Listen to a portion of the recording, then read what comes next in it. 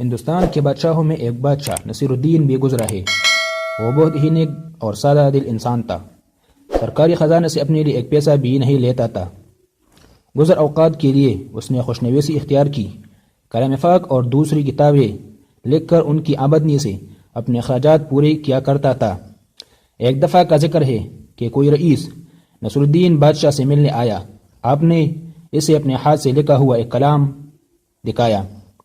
رئیس اسے دیکھ کر بہت خوش ہوا، پھر غور سے ملاحظہ کر کے بولا، اس میں کچھ غلطیاں ہیں، ان کو درست فرما لیجیے گا۔ رئیس کی نکالی ہوئی غلطیاں حقیقت میں غلطیاں نہ تھیں، پھر بھی نصیر الدین نے بالکل برا نہ مانا، بلکہ مسکرا کر اس کا بہت شکریہ ادا کیا۔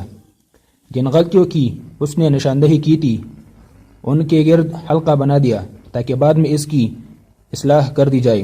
اس وقت جو لوگ وہاں موجود تھے بادشاہ کی خوش اخلاقی دیکھ کر دنگ رہ گئی۔ رئیس کے چلے جانے کے بعد بادشاہ نے سب حلقے مٹا دیے۔ لوگوں نے سبب پوچھا تو بادشاہ نے فرمایا، مجھے معلوم تھا کہ غلطی کوئی نہیں ہے، مگر میں اپنے مہمان کو شرمندہ کرنا یا اس کا دل دکھانا نہیں چاہتا تھا، اس لیے اپنی غلطیوں کا اقرار کر کے ان کے گرد حلقہ بنا لیا اور اب وہ حلقے مٹا دیے۔ بادشاہ کی خوش اخلاقی سے درباری بہت متاثر ہوئے۔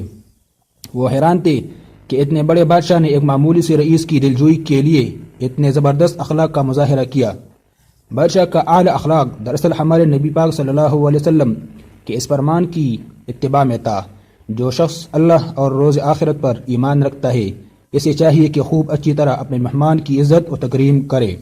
نوٹ: اس پیغام کو دوسروں تک پہنچائے تاکہ اللہ کسی کی زندگی کو آپ کے ذریعے بدل دے۔